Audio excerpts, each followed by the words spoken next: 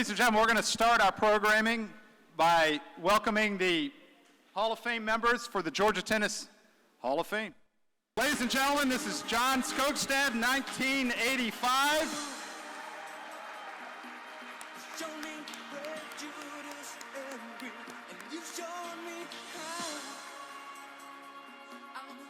Next we have Richard Howell, 1993, Georgia Tennis Hall of Fame.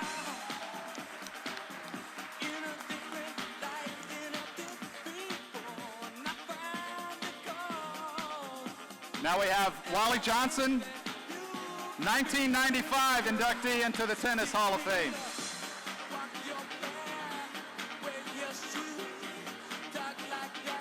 Wendy White Prowse, 1996.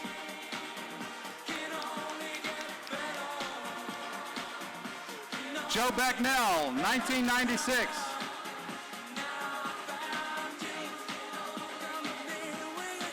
Horace Reed, 1997.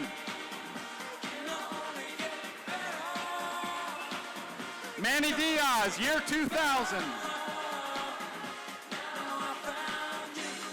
Al Parker, 2003. Come on down. Alan Miller, 2004.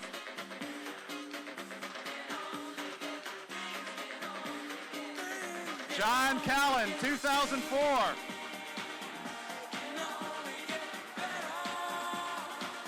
Jerry Baskin, 2004. Trifecta for 2004. Lee Sessions Jr., 2005 inductee, Georgia Tennis Hall of Fame. Jamie Kaplan, 2006. Randy Stevens, 2007. Armistead Neely, 2008. Peter Howell, 2010. Come on down, Peter.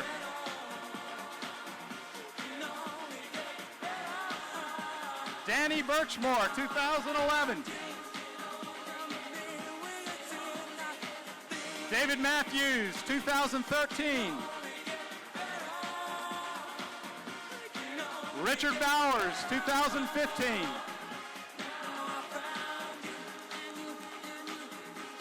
Ham McGill, 2017. Larry Schnall, 2017. And one of the most recent inductees from 2018, Mr. Ryan Blake.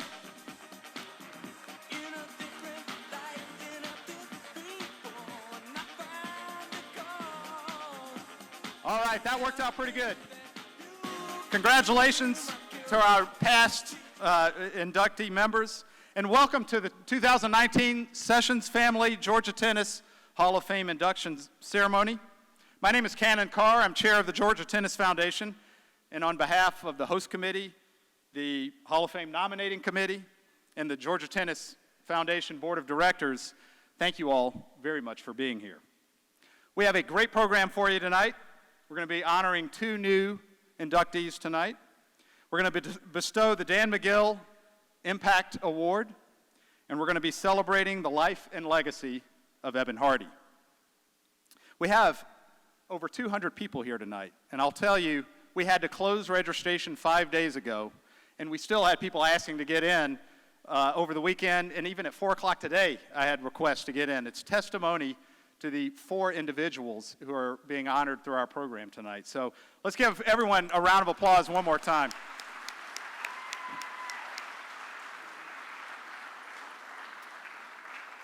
Tonight would not be possible without our presenting sponsor, Iberia Bank. I know Mark Tipton is here tonight. Mark, if you could just stand up. Thank you very much. Iberia Bank has just been such a great supporter of ours through the years and making so much of this possible. And so, Mark, we thank you and your energy. The song tonight was Things Can Only Get Better, but I got to tell you, things are already very good. Just by way of introduction, we have 22 Hall of Fame members with us tonight. These inductees show the highest level of achievement that an individual can achieve in Georgia tennis. So we're honored, and it's great to have you all here. We also, the Georgia Tennis Foundation does a lot of youth programming through the Joe Dorn First Serve initiatives that we do. This summer alone, we have thousands of kids in our programs. I like to highlight several of them, but in particular, Rome, Georgia, the YMCA there. We've got 300, 400 kids in that program, which is great. Our tennis instructors are so valuable to what we do, and we do some work, for example, with the Agape Center. Joe Hill, I know you're here. Joe, if you could just stand up. We want to honor people like Joe. There's Joe all the way over in the back. So Joe Hill is one of the coaches that has worked with us through the years, and he's able to blend fun, instruction. You hear some grunting, but you hear a lot of laughter. This summer he's worked with about 150 kids of all ages at the Agape Center, and it's just been an incredible success. So Joe, we thank you in the work there. We do a lot of work with the Shepherd Center and the wheelchair program. The Kincaids have been so supportive there, and we thank you. We know you're here tonight. We also support pro tennis players, and we have two, Chris Eubanks and Kevin King, who we've funded for the last 2 years at least, maybe even longer, and they're both in the BB&T. In fact, Kevin King qualified for the tournament. He plays Grigor Dimitrov, I think, tomorrow. And Chris Eubanks is playing doubles against the Bryan brothers, I think, tomorrow. So some great success there, and something that we can all enjoy. Celebrating at all levels, whether they're kids all the way up to adults. All right, so that gives you a little bit of an introduction. So tonight, now, we're going to start with our first award, and it's the Dan McGill Impact Award. And so I'm going to call Alan Miller up to the stage. And as Alan walks up, where are you, Alan? There you are. Many of you know Alan. He played under the legendary coach that this award is named after. He was part of the 1985 Georgia Championship national team, which I think was the first national award competition the Georgia team ever won, right? I think. And he's a member of the Intercollegiate Tennis Hall of Fame, Association Hall of Fame, and the Georgia Tennis Hall of Fame. So, Alan, come on up.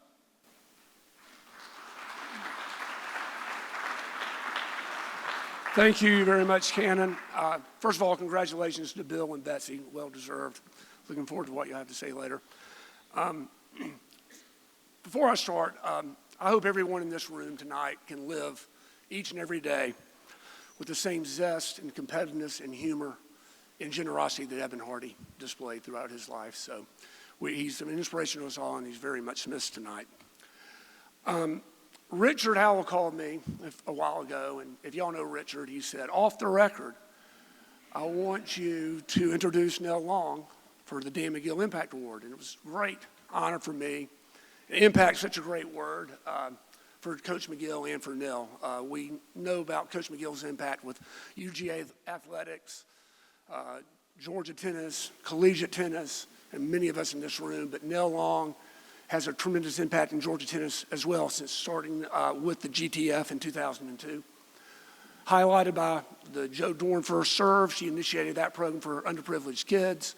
By the Ned Neely, which was originally the Georgia Maya Fund, the Ned Neely Second Serve, which gives financial aid to aspiring young players. I was fortunate enough to work with Nell in the For the Love of the Game campaign that we started in 2012, and I've never worked with anybody that is so nice, so incredibly capable, so modest. In fact, she would love to say, give a great suggestion and want you to say, that's a great idea. I'm glad I thought of it. And she was wonderful to work with. I do sort of, being a Georgia guy, I sort of want to rib at Nell's husband because he went to Tech, but he's too nice of a guy. But we both know that he and I both way outkicked our coverage concerning marriage. So he's a lucky man. I do know how proud that Nell is of the Sessions Family Hall of Fame Museum, and her hard work, dedication, guidance, and leadership made that possible. So on the record, let's please welcome and congratulate Nell Long for the Dan McGill Impact Award. Thank you.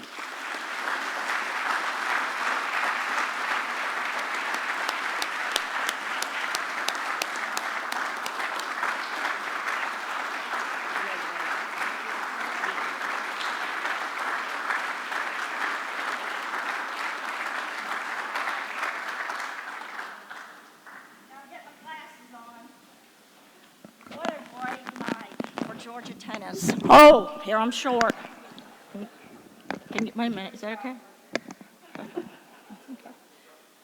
What a great night for Georgia Tennis. I cannot wait to celebrate Betsy Butler and Bill Ozaki. Congratulations to you both.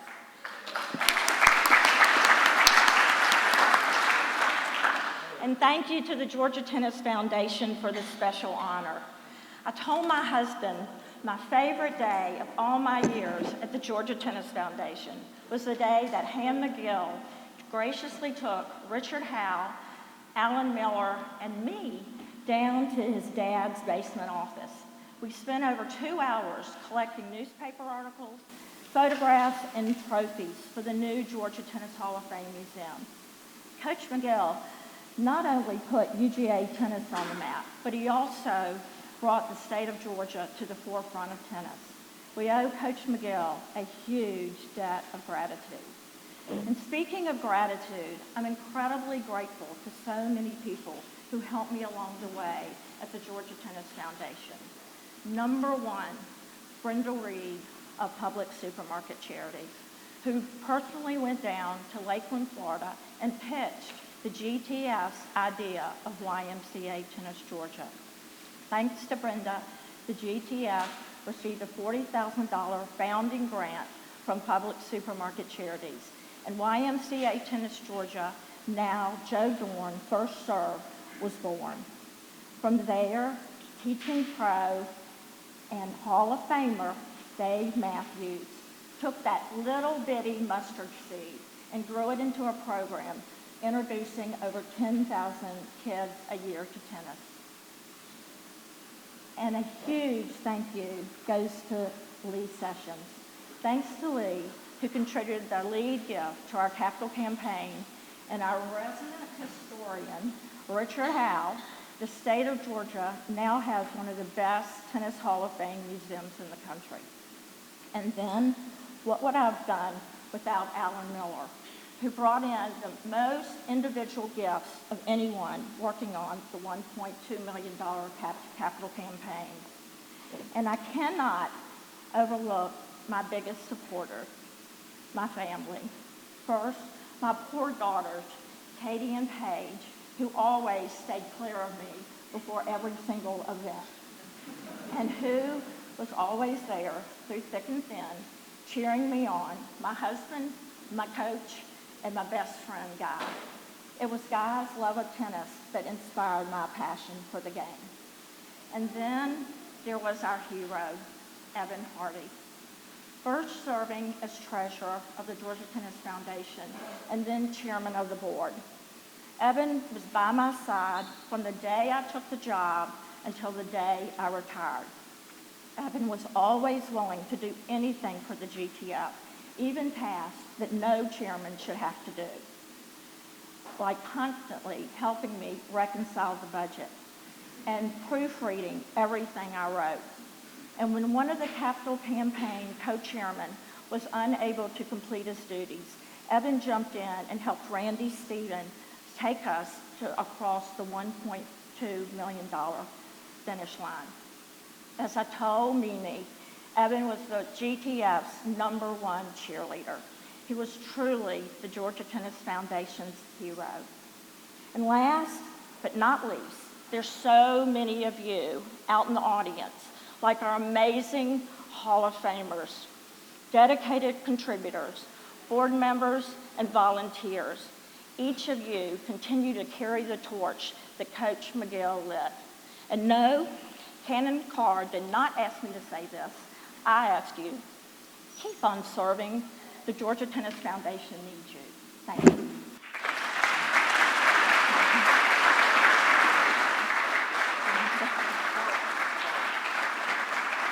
There you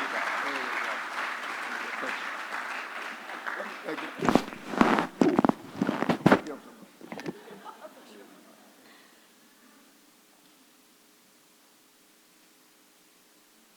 Wait a minute, Ham McGill come up in just a second. Oh, good idea. Dan McGill's. All right, redo. Let me get out of the way. All right, let me get in the middle. Yeah, let's get it. No, come over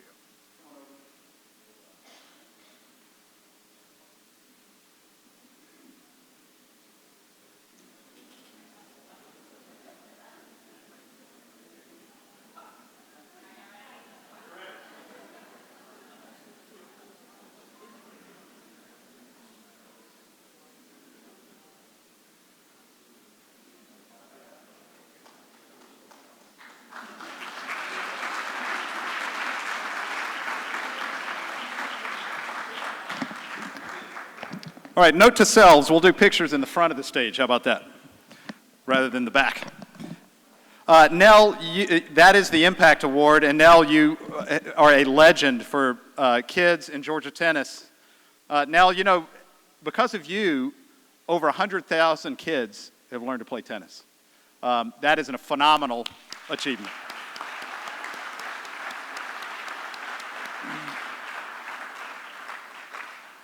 And Nell also offered a perfect introduction to what we call the Special Chairman's Recognition. You know, we lost a great friend, leader, and person, you know, in May. Not only for the Georgia Tennis Foundation, but for the Atlanta community, and so many of us as individuals, but just so many organizations. I'm going to turn it over to Hall McKinley in just a moment to share his thoughts about Eben Hardy. But to put some context around it, we don't often give the Chairman's Award. It really is for truly special moments.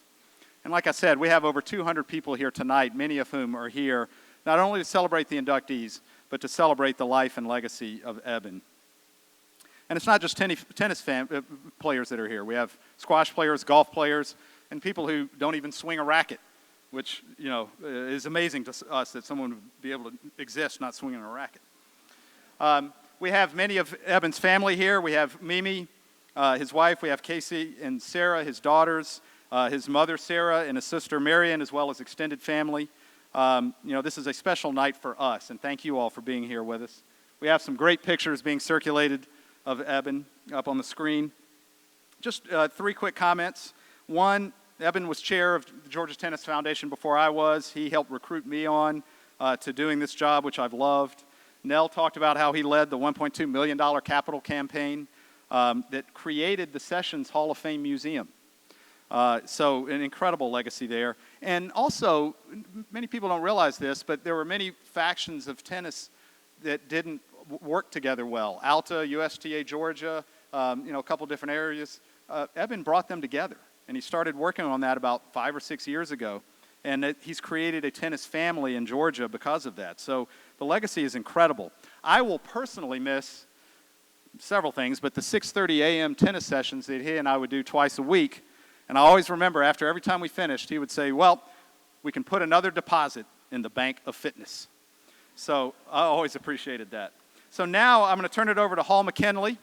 Hall, if you can come up, please, and we'll hand out the recognition to Eben's family. Hall is one of Eben's oldest friends on the Georgia Tennis Foundation board, and so it's an honor to have you take over and talk about Eben. Thanks, Kenny. Thank you. Can you hear me okay out there?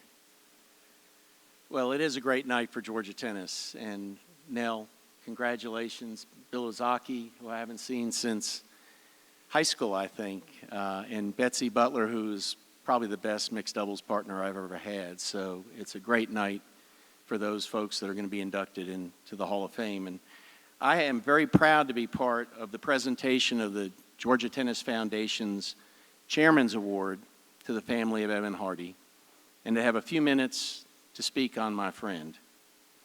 And I'll start at the beginning and then I'll fast forward.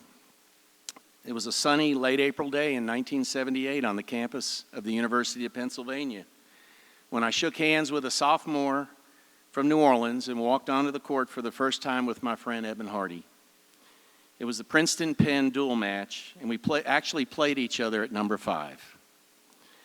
When we finished, we sat on the bench for a while and watched the number 1 match 2 courts away and talked about New Orleans, college, and tennis. We walked off the court, shook hands, wished each other luck for the rest of the season, and said, hope we play again sometime.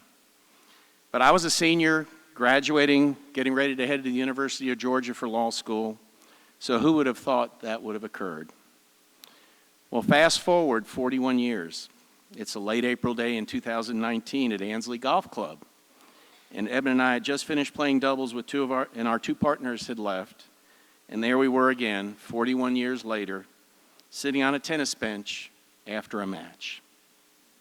This time, instead of college stuff, we spoke about business, friends, and family. We talked about commercial real estate. My daughter's in that business now. Our firm is expanding its offices, and Eben was my sounding board for everything relating to commercial real estate. We talked about friends. He talked about his recent trip to New Orleans to play one last doubles match with a childhood tennis friend who has early onset Alzheimer's. We talked about family as he was getting ready for a trip to Europe the next week with his family and was excited about the time with Mimi and the girls and their wonderful new husbands, and even joining Sarah on her honeymoon in Italy. And he talked about Mimi.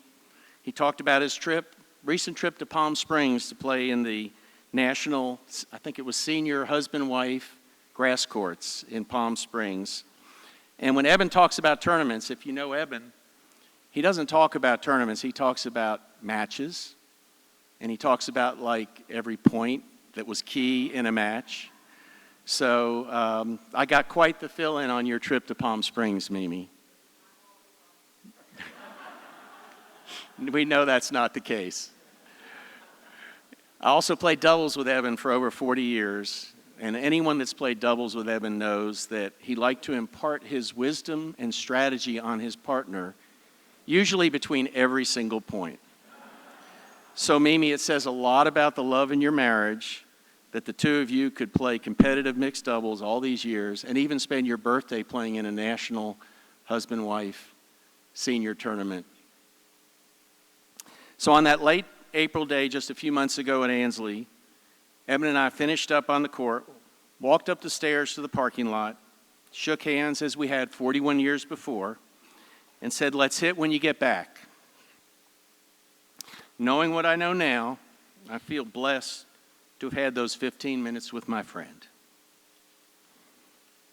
When I moved to Atlanta from law school in 1981, it was Eben who recruited me to his Alta team at Blackburn in the fall of 1981. And in the spring of 2019, we were still on the same Alta team together at Ansley. What I got to see from Eben during all those years was his incredible level of competitiveness in everything he did. His competitiveness was fueled by a strong sense of sportsmanship and an even stronger sense of self-confidence. As we grew older into our 40s and had to play the next generation, I always walked onto the court hoping I could hold my own.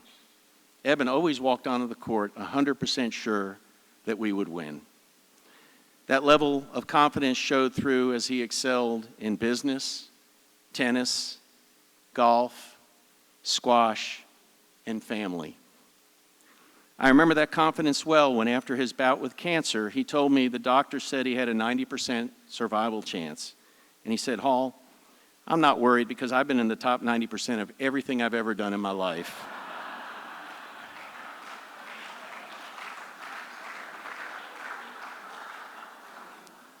For 25 years, we had a Tuesday night tennis group with Eben, me, Forrest Simmons, Jim Hodges, with Chuck Davis, Dal Burton, and Philip Law always filling in when needed. And those were great times on the tennis court. After Eben passed away, Jim Hodges texted our group saying, "I thought we were supposed to grow old playing doubles together." Well, it's just not fair that Eben was taken from us. It's not fair to Mimi, Casey, Sarah, the family, and all of the friends of Eben in this room tonight that we lost Eben. At his funeral, the girls talked a lot about Eben always telling them to do the right thing. Well, Eben led by example. He did the right thing all the time. And with his level of sportsmanship in everything he did, not only did he do the right thing, but he did it the right way. He was greatly loved by his family and greatly loved by all his friends in this room.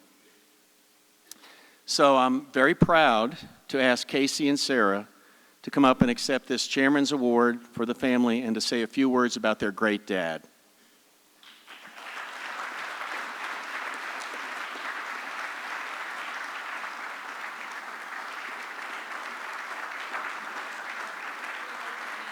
You can hold it, or should we go down front? You want to say something? I have a box for you. Thanks. All righty, let's make sure this is the right height. Can y'all hear me okay? So thank you so much, Hall, for all the kind words. I hope you know my dad really loved you, and you know that, and you were definitely one of his closest friends. Hall didn't mention that he won that match in 1978, and my dad told us about it often. Thank you also to the Georgia Tennis Foundation. This is a tremendous honor, and I know my dad is smiling down on us right now. So we're gonna have a little fun. As you're all probably aware, tennis played a huge role in my dad's life, and my sister and I wanted to share 5 of the reasons why we think he would say tennis was so important to him. The first of which is it could simply keep his attention. So he had a really short attention span. He was even known for falling asleep at the dinner table if conversations weren't interesting enough, or really he could fall asleep anywhere. And with tennis, every single point is unique. Every shot, at least in his mind, required some sort of strategy or mental thought process behind it. And most of you know this is one of his greatest strengths on the court. That leads nicely into the second reason which we believe, which is competition. My dad was the ultimate competitor. He remembered every shot and every point, as Hall mentioned. I was fortunate enough to be his partner, and I know many of you were also lucky enough to play that role at some point. And you know that the way he approached the game was unlike anyone else. His pregame talk often included such a level of detail that I could barely even keep up. After warm-up with our opponents and mix, he would ask me for the rundown on the female that I had just warmed up with. I would tell him, her forehand is stronger than her backhand and she's pretty decent at the net. And he would kind of make a face at me and begin his rundown on the male. He would say, forehand has topspin, but he hit it flat when the ball was out wide. Backhand most of the time was a slice, but look for the lob and make sure you take 2 steps back when I hit it down the tee.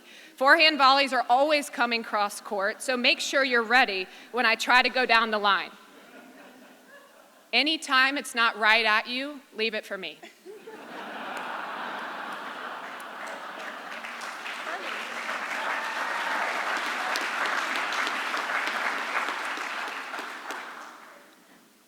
The third reason he loved tennis so much is a bit of an odd one, but if you knew him well, you know how important it was to him.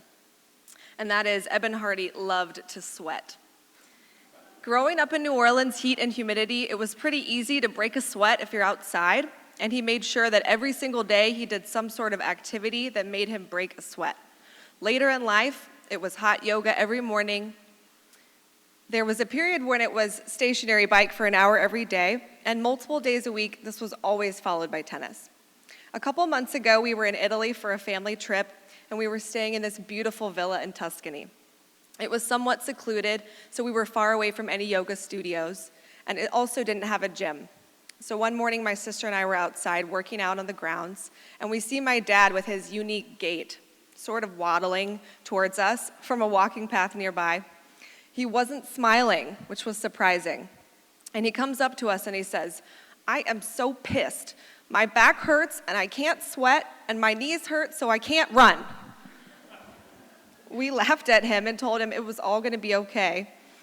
He didn't often get disgruntled about much, but if he wasn't able to break a sweat, it wasn't a great day. The fourth reason is probably the most important. Tennis was more than just a game to my dad. He used tennis to create lifelong relationships and friendships with people that he really cared about and respected. Whether this was with my mom, Hall mentioned that they, for almost 35 years, were mixed partners, and I'll add they were a great team. Also, the countless friends along the way, from high school tennis at Newman and the New Orleans Lawn and Tennis Club to college tennis at Penn, or the many friends he made in Atlanta at Bitsy, PDC, Ansley, and really all over Georgia and the country as an adult tennis player. He loved the camaraderie, and he loved connecting people through tennis. And finally, this won't come as a surprise to many, but he loved that after every match could end with a light beer on ice. His facial expression when he took his first sip of beer after a long, hard match was priceless. So if everyone will raise a glass in honor of Eben Hardy, thank you all so much for being here, and thank you to the Georgia Tennis Foundation. Cheers.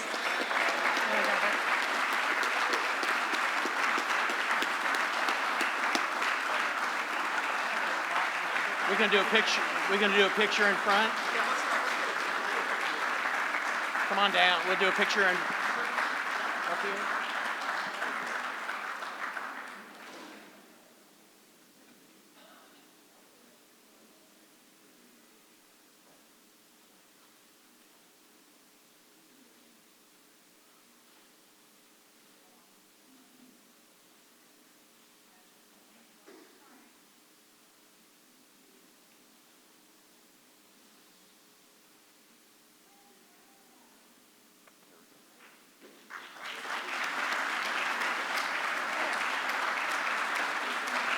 Should I read it? Sarah, Casey, Hall, those were incredible stories.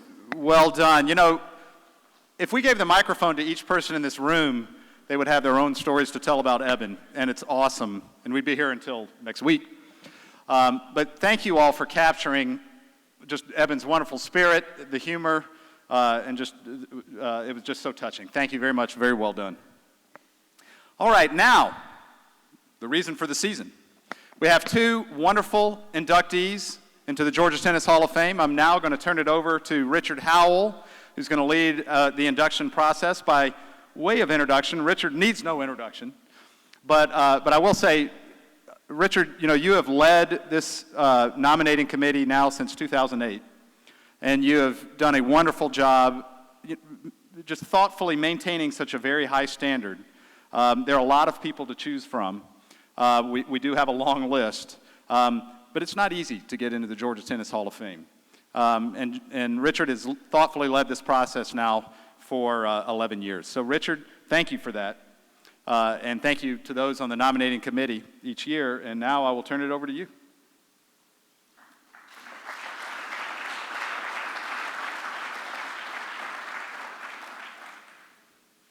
Off the record, Alan. Actually, on the record. It was a great tribute to Eben. I'm just going to tell a couple quick stories on him, if that's okay. 1980, 38 years ago, I think his mother, maybe, Marianne Smith takes the credit for it, but I think it was his mother, scheduled us a match. So I met him at Bitsy Grant Tennis Center. We played on court 11, and it wasn't 30 seconds after the match that he demanded a rematch next year at the same time. And we got together once a year for the next 7 years and played. Speaking of his confidence and his competitiveness for a minute, I went out to California, kind of a little bit burnt out, frankly, my sports business, and I said, I'm just going to get on a bike and drive down. I went down to Venice Beach, and they had these courts called paddle tennis with a punctured tennis ball. And the rule said if you'll put your paddle in the side, they have to get you in the next game. So I put my paddle down there, and they ignored me. Monday, Tuesday, ignored me. So I finally thought, well, what would Eben do? So I took a $50 bill and wrapped it around my paddle and put it in the corner. And these guys looked at me and said, what is that? I said, I'll take either one of you three guys and beat the other two for $50. Unlike Eben, though, I lost. But I did get in the game, and I became a regular, so it worked. The last thing I'll say is about family. Eben was a tremendous competitor, and the last time I played him in a competitive match, I had a terrific partner, Lee King, and he had Casey, who was a terrific soccer star and really late to tennis, even though she's getting better and better. And we had a tremendous battle with them, and I was so impressed with how well he treated Casey, because I'd seen him with some other partners. And it spoke volumes to me of his love for his family. It really did. So we all miss Eben greatly. There's no replacing him. Moving on to the Hall of Fame for a minute, I want to congratulate Nell Long again, and I would like to give a shout out to 5 or 6 people who made the museum really happen in 2014. And Lee Sessions, of course, and his name is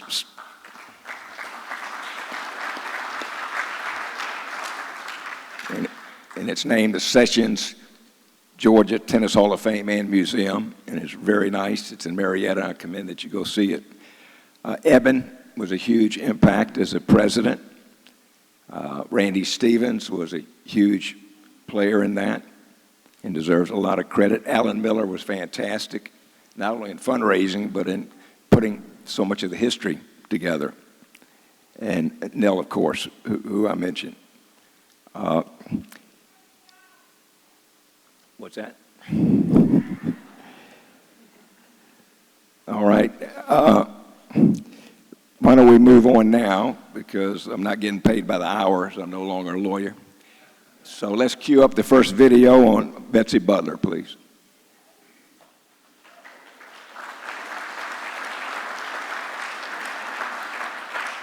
Sometimes to achieve equality, you have to take a different route. From dominating junior and high school tennis to playing on her college's men's team and then joining the women's tour in its infancy and along the way dethroning a legend, Betsy Butler truly was a tennis pioneer. Just being, the young girl that she was and being brave enough to be an athlete. In essence, she was a role model for other young girls, around the world.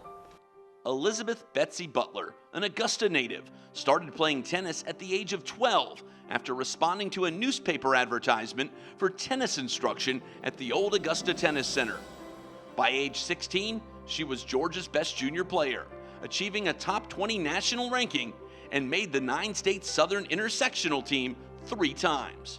So Betsy was able to make that that major transition from just being a Georgia tennis player, #1 excellent tennis player, to making the leap to the national scene. She dominated at the junior level. I was 9 years old when I started playing, and when you're a little kid and you're trying to learn about how to play and who to model your game after, I used to love to go watch her play.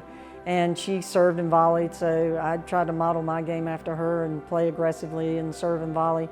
And I just remember she was tall and just dominating and just intimidating.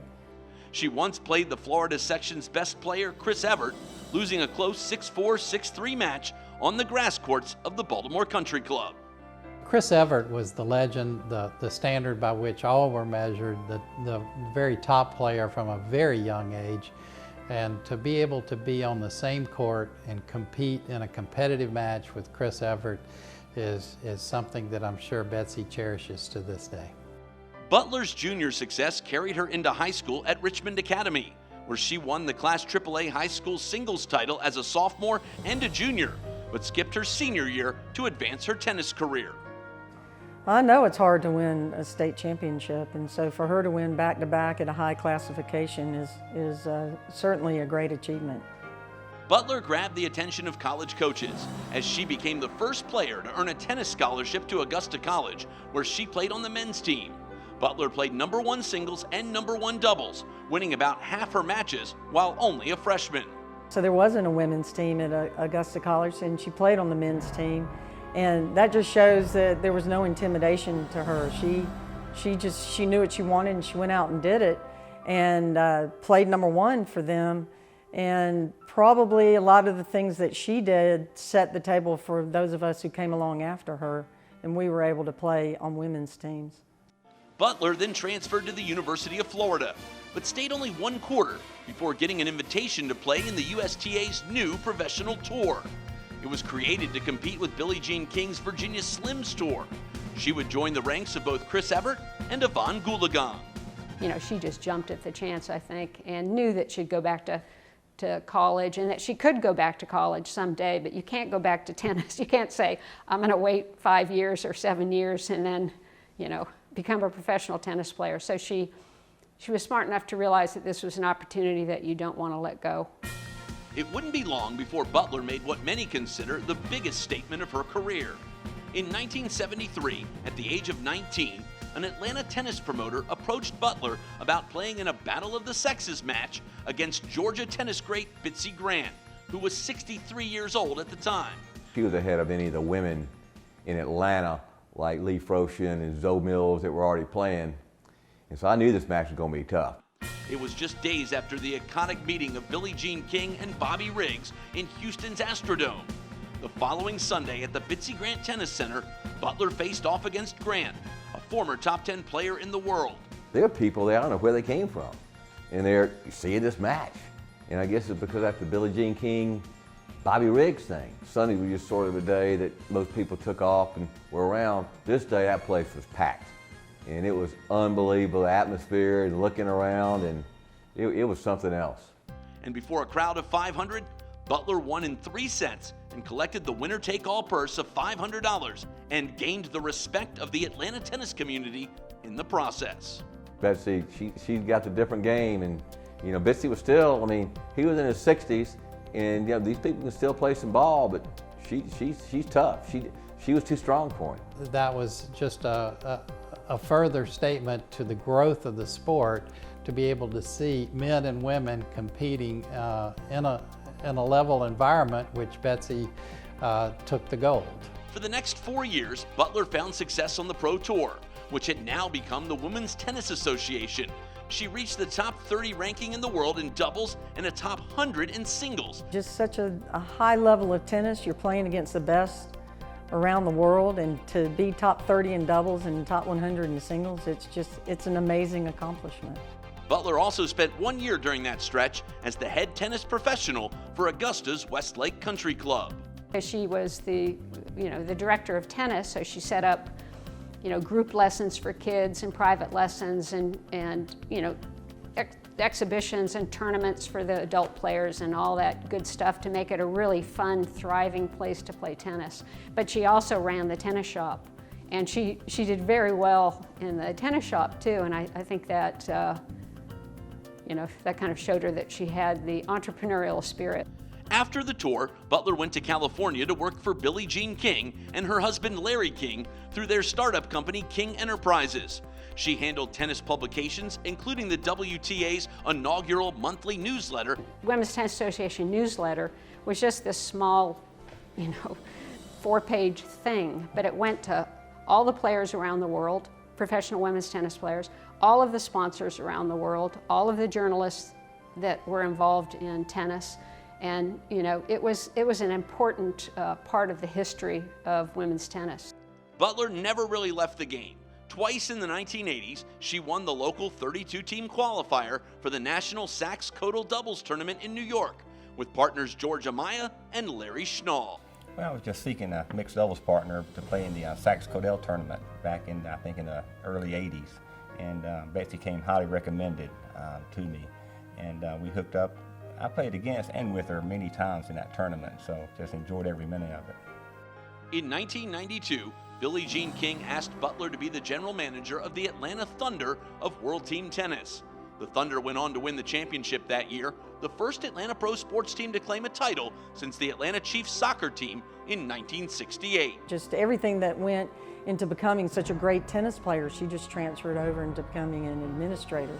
So I would imagine that it was an easy transition for her just because of the assets that she brought from being a player to being an organizer. Butler's journey through the game has continued over the years, and now it has come full circle with her induction into the Georgia Tennis Hall of Fame. It's almost 2 or 3 careers and packed into one life in tennis. So she's very deserving, and it's a great honor for her. Congratulations to Betsy Butler, a 2019 inductee into the Georgia Tennis Hall of Fame.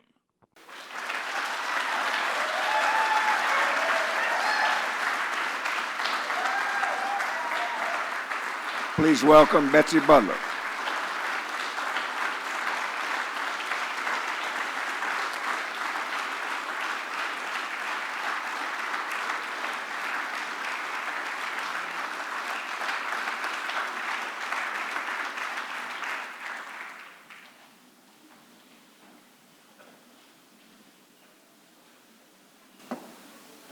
So I don't know where this racket came from.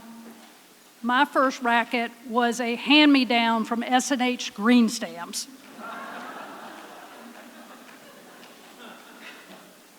Thank you, Richard, and the members of the nominating committee for considering me worthy of induction into the Hall of Fame. Mimi, my heart goes out to you. Kudos to Nell, and congratulations, Bill.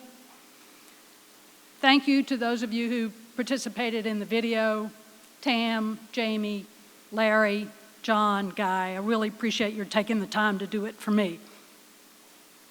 I'd like to also acknowledge all of you who came to the ceremony this afternoon.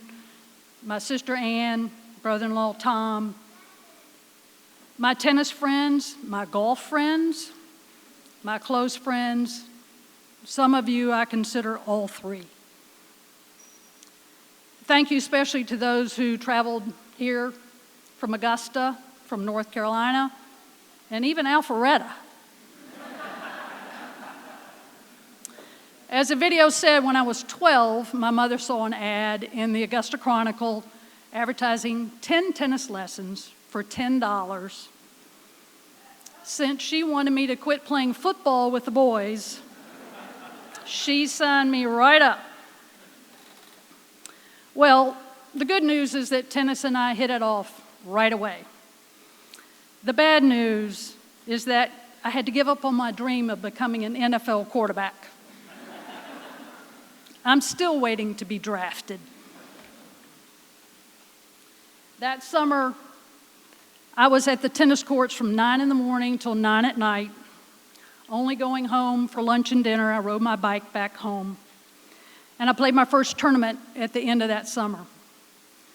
Because I was having some success at tennis, my parents supported me. I started traveling in the state, in the South, and eventually nationally. Certainly I had some help along the way. Ruth Lay was an advisor, helped me know which tournaments to play. Jack Waters taught me how to hit an American twist serve. And the Georgia Tennis Association actually paid for an air flight to California so I could play in the national junior hard courts when I was 15. My parents promised that as long as I tried my best, they would figure out a way to support my tennis efforts. So you could find me on the courts in January when all the other girls had hung up their rackets for the winter. Murray Friedman, thank you for being out there in the cold and wind to practice with me. I really appreciate it. After all these years of playing tennis, I reflect on what the game has meant to me. And it's not the trophies or the tournament wins, but it's some very specific sensations and memories that I associate with playing tennis. For instance, the smell of the freshly mown grass courts at Forest Hills, or the sound of Rubico under my feet as I'm sliding into a backhand cross-court drop shot winner. Or the feel of the heat on the hard courts in Dallas, Texas, when I was playing a national junior court tournament there, the Maureen Conley tournament. It was 115 degrees on court, and I walked around in between points on the sides of my tennis shoes. It was that hot. I was lucky enough to play in an exhibition with Yvonne Goolagong. Seeing her graceful play was a real treat. And I'll never forget the distinctive taste of water when you drank out of a metal tennis ball can. All us oldies know that.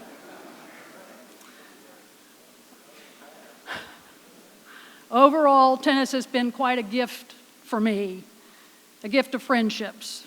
I've made tons of friends all over the country through tennis. Those relationships mean the world to me.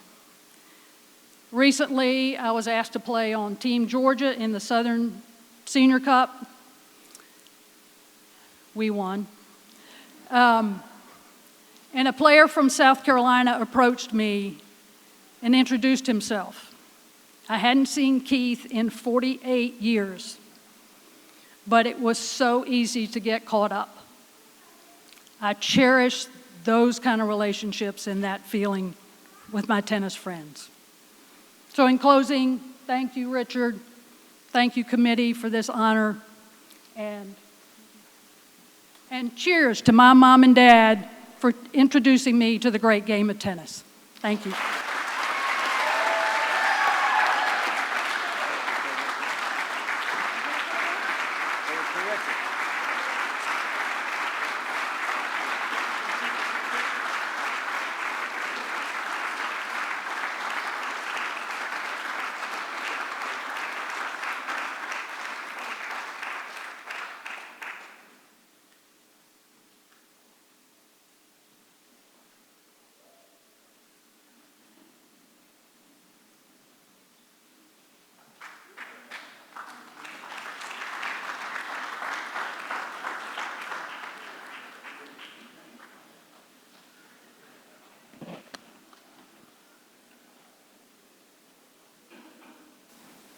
Thank you, Betsy.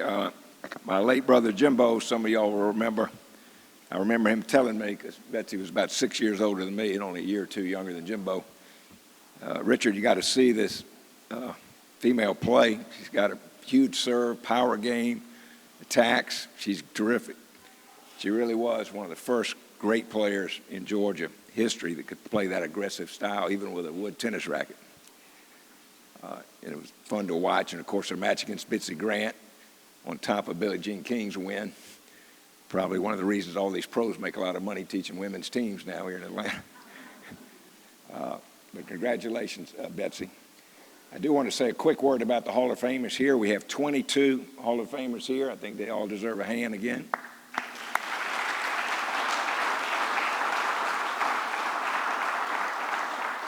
And I'm going to pick out 4 that I want to commend for coming. John Skogstad, who was in the 3rd class ever put in this Hall of Fame in 1985. Manny Diaz, who's now won 700 wins at the University of Georgia.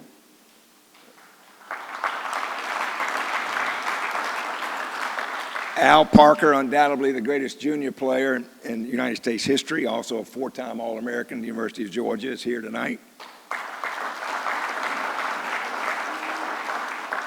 And as Nell pointed out, David Matthews' impact in tennis has been tremendous in this state. Also, although he looked like a tight end from the NFL, became one hell of a tennis player, and we're delighted he's here tonight.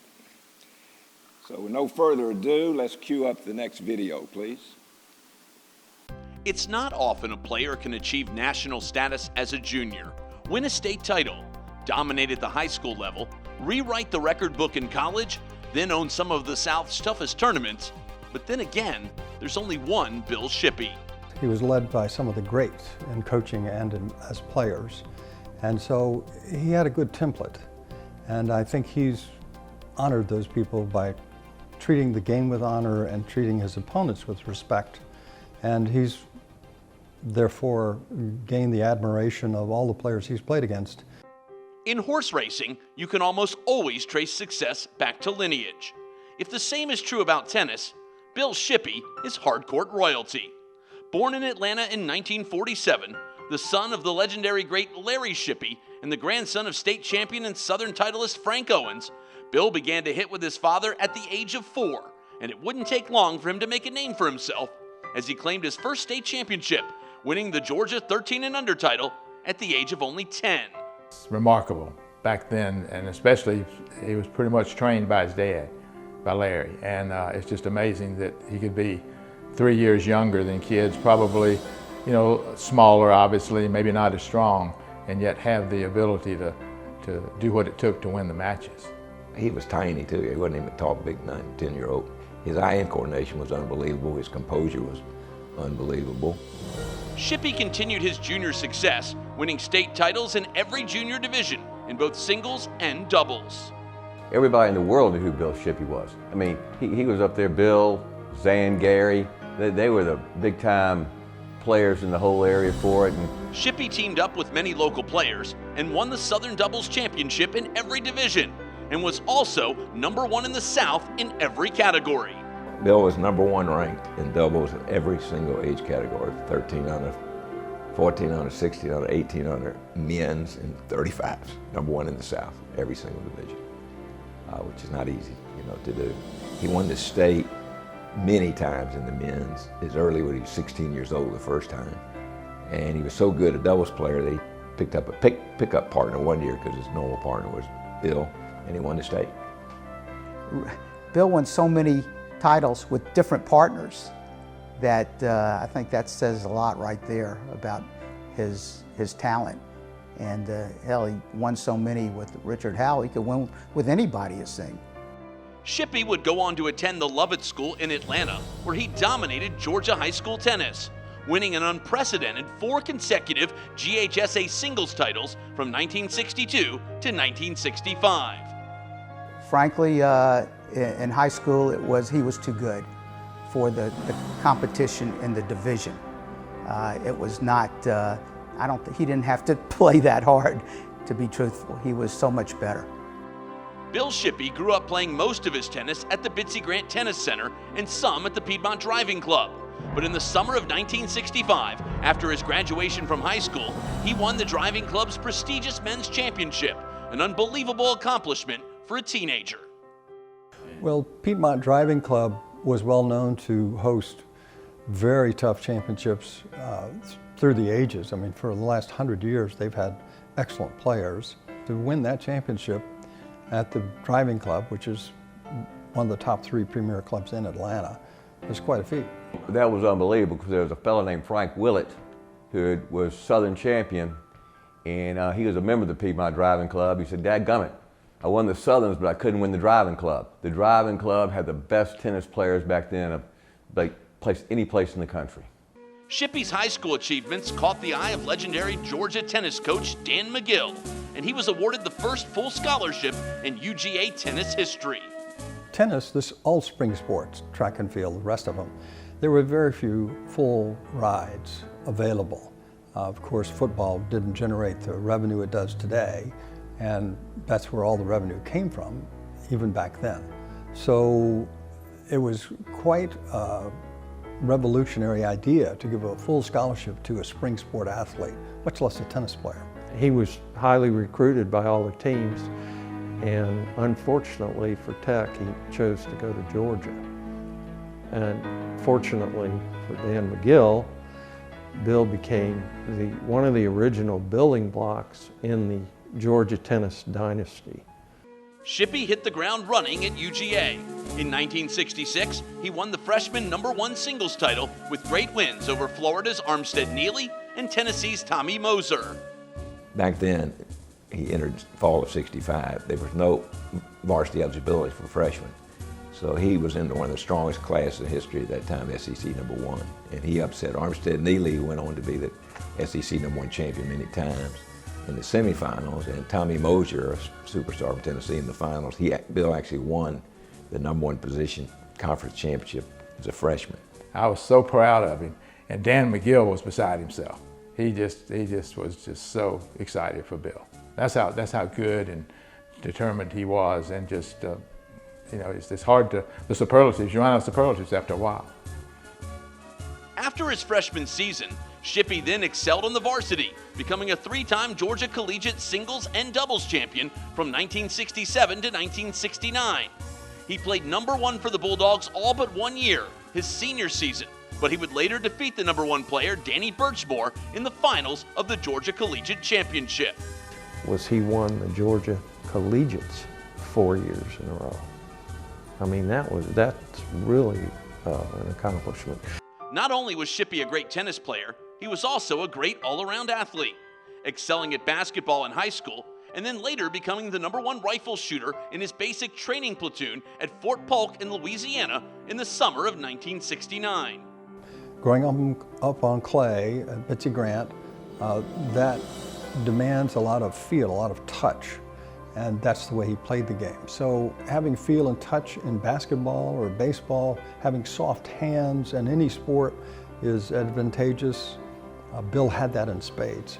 Like Ted Williams, he could see that ball. He could see that ball, and if you saw him play tennis, he hit that ball on the rise. And when he came in, crisp volley, and if he had an overhead, kabam, it was gone. Shippey's tennis career slowed after college, but at the age of 35, he briefly returned to the court, rising to the #1 doubles ranking in the South. There was a young man, he'd been playing #1 for Georgia Tech, decided to drop out of school and was going to play the circuit.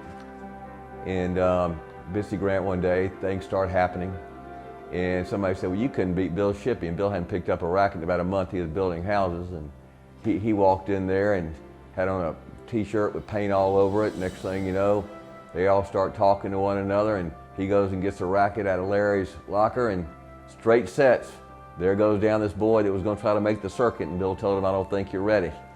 Shippey continued contributing to the game as he became one of the best tennis court builders in the South.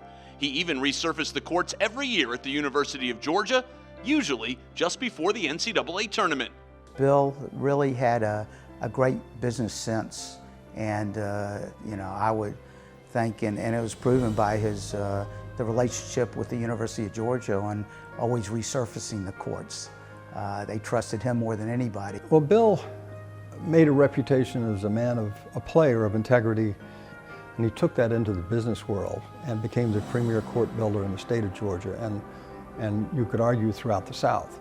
From his junior tennis success through his accomplishments in college, very few Hall of Fame inductees are as deserving as Bill Shippey. I look back at the history of our state. He's in the top 5 to 10 players that are native Georgians, if you measure them at their peak. So that speaks for itself. His impact on the University of Georgia's tennis program, his success in the South and the nation too, is often always nationally ranked. Candidly, it's the terrible oversight. The committee has taken a lot of criticism for Bill being not in today. It's really been overlooked, and it's way past time, but better late than never. Congratulations to Bill Shippey, a 2019 inductee into the Georgia Tennis Hall of Fame.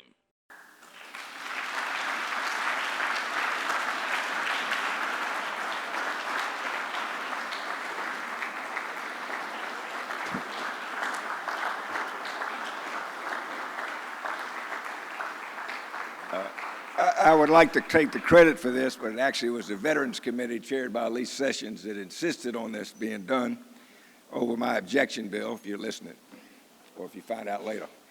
Bill is so modest and reserved that, unfortunately, he's not here tonight. But we'll move on now and cue up the next video, please.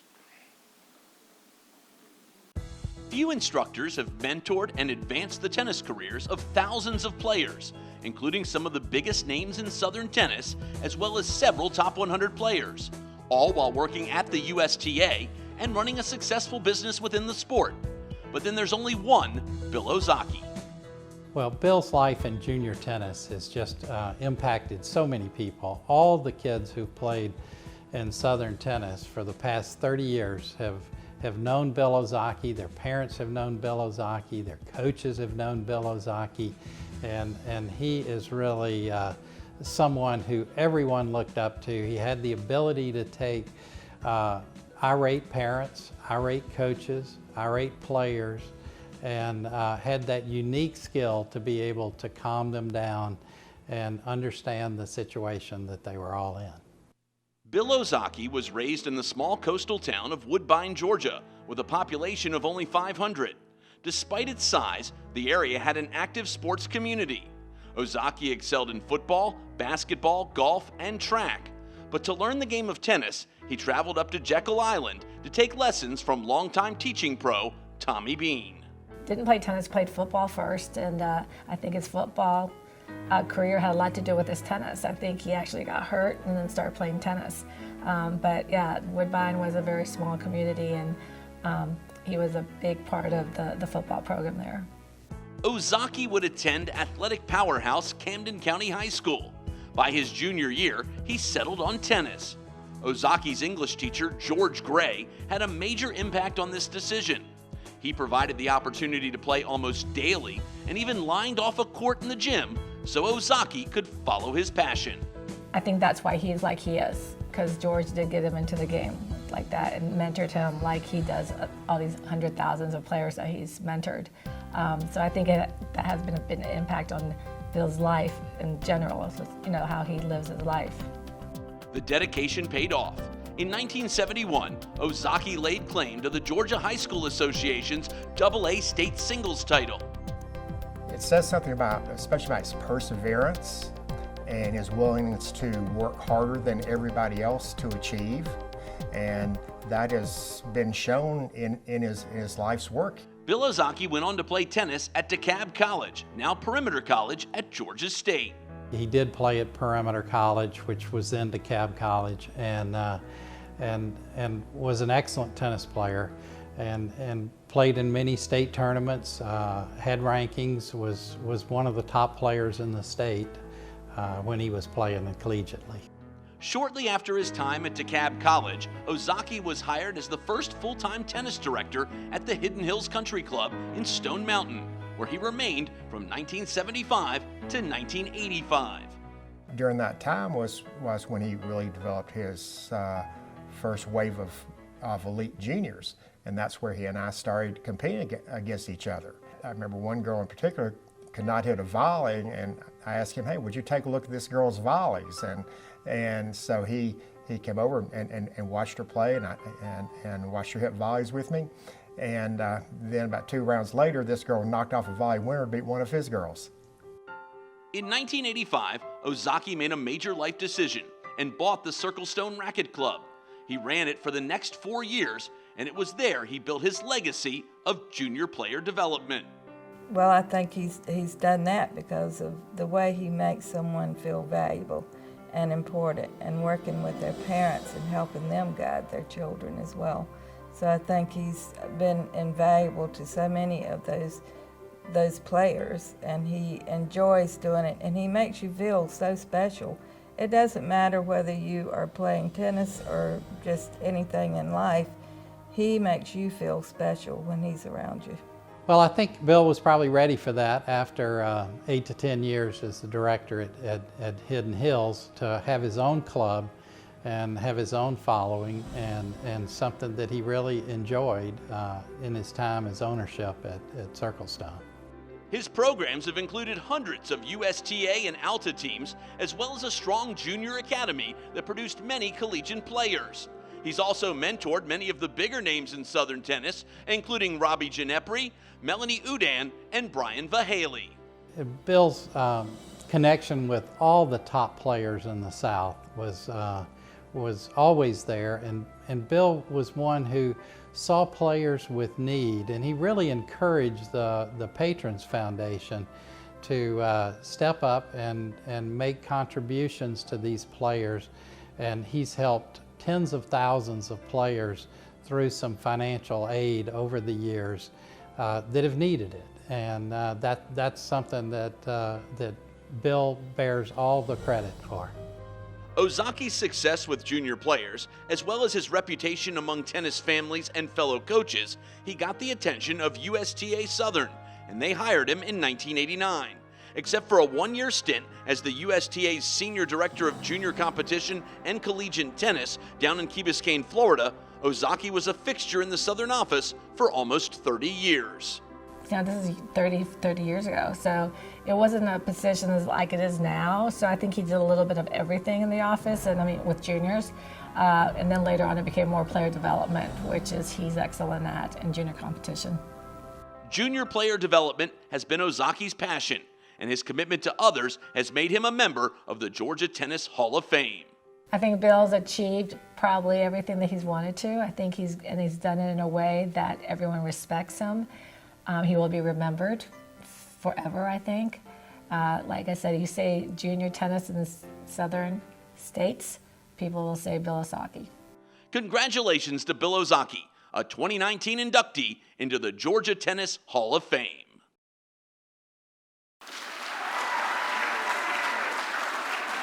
Please welcome Bill Ozaki.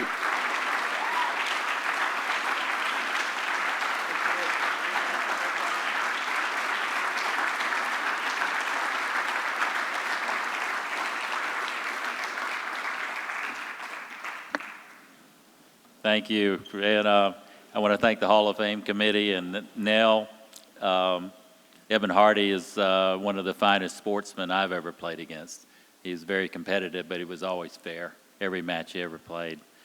Betsy, it's an honor for me to go in with you. I'll say a few more words about you. Richard called me about 6 times probably in the last month, reminding me that, Bill, we want you to talk maybe 6 minutes. Could be 8 minutes, not 11. So that's why I have my phone, Richard. There's only 6 minutes of battery left. So hopefully I won't have to go off strip. Okay, thank you, Richard. A lot of you know Richard. Some of you may not realize that Richard has represented some of the best professional athletes in the country as a sports agent. One particular year, he represented Emmitt Smith. Emmitt was in a little dispute, I guess, with the Cowboys one year. So John and I were in the lobby of the Hyatt and deciding whether to walk to the stage deli to get that big pastrami sandwich or take a cab. And we decided we better take a cab. So Richard tagged along with us, and he said, I need to go to the CNN Center. We said, that's great. So we got the cab.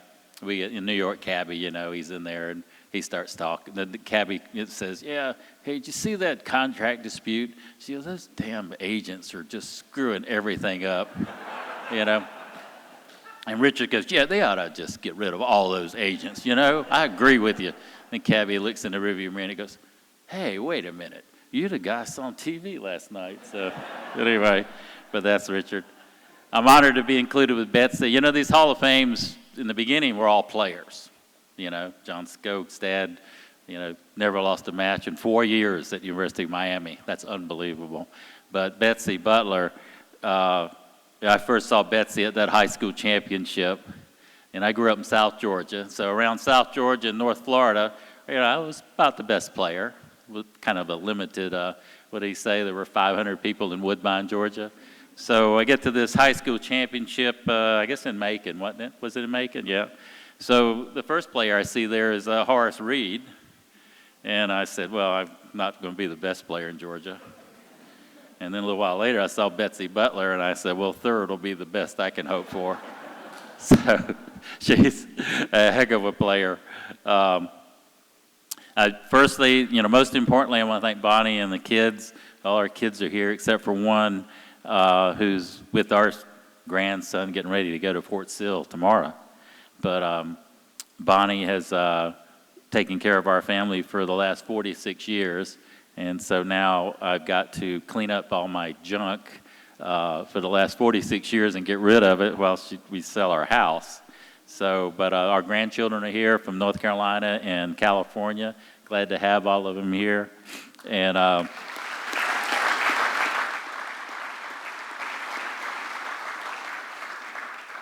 but yeah, Bonnie and I have been married 46 years. Is that right? 46 years. Don't ask me the day. She's paid all the bills, raised the kids, and taking care of everything while I taught tennis. Those of you who've been tennis pros know that, you know, you go to the club at 7 in the morning and you come home at 10 at night, and you know, you don't see anybody in between. The last 30 years working for Southern, traveling around the South and doing that. So she's taking care of everything. So I do owe her for that. I did teach for 16 years, as you saw on there. Terry Flynn, my longtime assistant. He was my assistant pro, my bodyguard. He was also a musician and a dancer, but he's here also too. So a lot of former students are here. They played at really good places, you know, Georgia, Harvard, Tech. If I was a better coach, I think they would have played at higher level places, maybe about Georgia Tech, Wally. So, but anyway, there are two, that's when I got to know Jerry Baskin, as you saw in the video, back in the 70s and 80s. His children are close to the same age as two of ours, and we coached against each other, and Kelly's here. I think Kelly was giving Jerry fits, and Kyle, our number 2, was giving me fits, so we were going to swap off there, and he was going to coach Kyle, and I was going to coach Kelly. So that was kind of a long distance. Kelly had a great career, as did her brother Craig. But Jerry is one of the best coaches I know. You know, there are 2 coaches in this room who are USOC, United States Olympic Committee, Developmental Coaches of the Year. Jerry Baskin is one, and Maria Sircone is the other. So only those 2, and this is among people with there are other people in that group are Dennis Vandermeer, Nick Bollettieri, Billie Jean King, but you have 2 from Georgia in this room. So please join me in giving them a hand.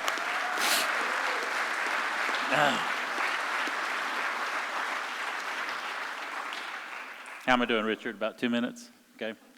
So around 89, John Callan and I were working for Cousins Properties. He was in Indian Hills, I was at Hidden Hills. I think John took the job at USTA Southern after DeWitt Redgrave, and John's mother before, Ann, was an executive director with Southern also. I think John recognized how bad my body was falling apart, so he had a job in league development with Southern, so he gave that to me in '89, and it started a 30-year career, a stretch of great colleagues and friendships.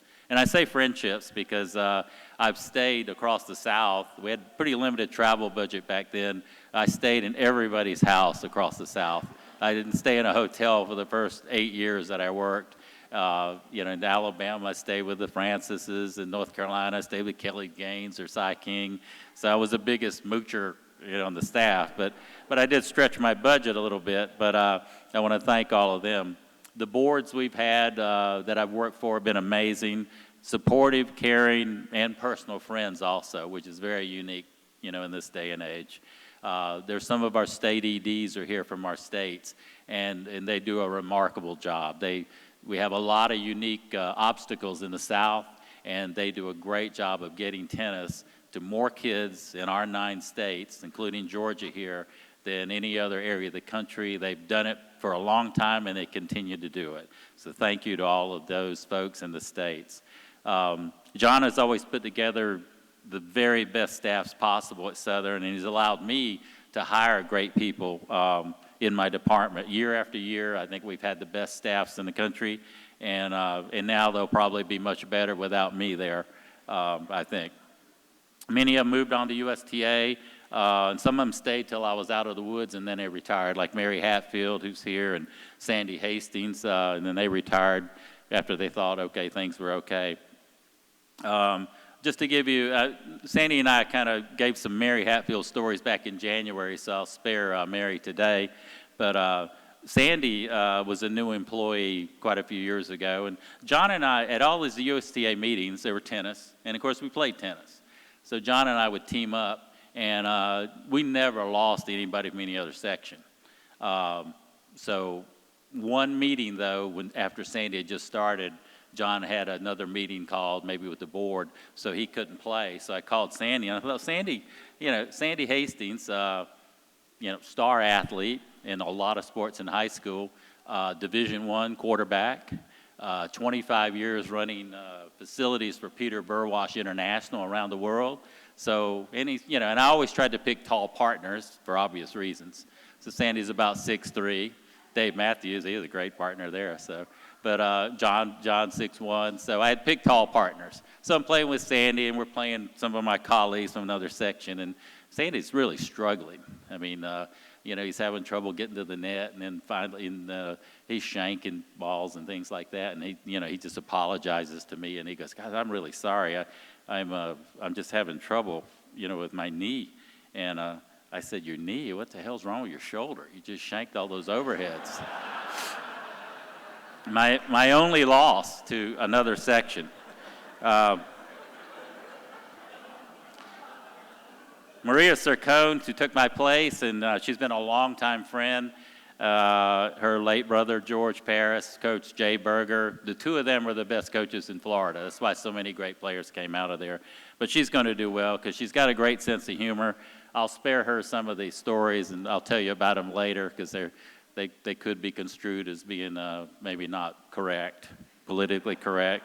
So, but she's got thick skin, which is important, as John said, in our job. Her husband, Barry's a good friend of mine. He's been shopping with me for belts and watches in Chinatown in New York, so you know what kind of guy he is. But support and help from everybody I mentioned, and in those early days, the members at the club and everybody else, and all of you in this room. I look at the inductees here and the history that you have and everything you've done for tennis is just tremendous. And Danny Birchmore I haven't seen in I don't know how many years, and Coach Diaz, all the players that have come through there, and I've had a lot of players go there and play for you, and it's been great. Al Parker, I don't know what I can say about Al Parker. Hank played against Al, I don't know how many times there. We plotted strategy every time, and it was tough, everything. But anyway, it's an honor to be here to join this group. Betsy, it's an honor to come in with you. You're one of the best players to ever come out of this state and ever come out of our country, and I appreciate it. Thank you.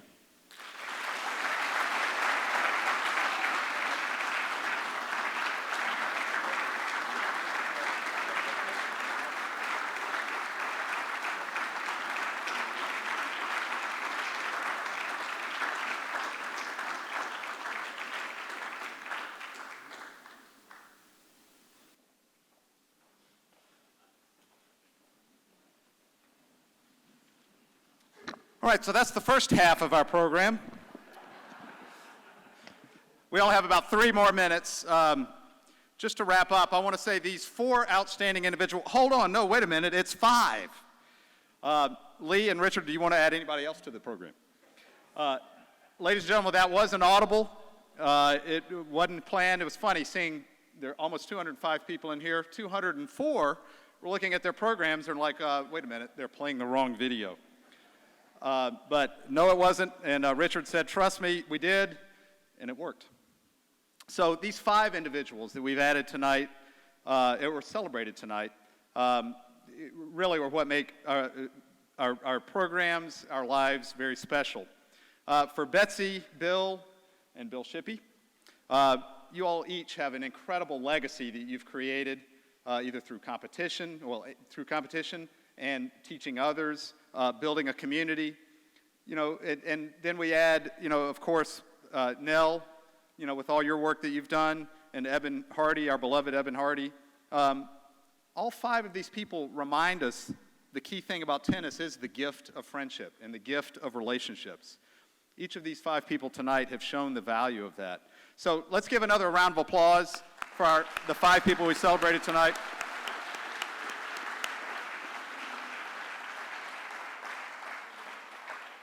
And in closing, we certainly want to thank Richard Howell and the Hall of Fame Induction Committee for another wonderful ceremony. We want to thank Iberia Bank. Thank you, Mark Tipton.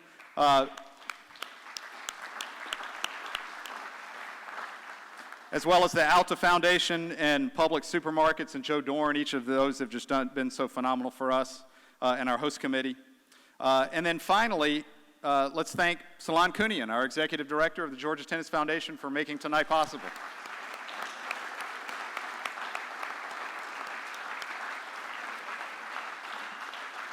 All right, that's it. So for those of you going to the exhibition, we have transportation, or you can also walk. It'll be a fun match with Roddick and Ginepri.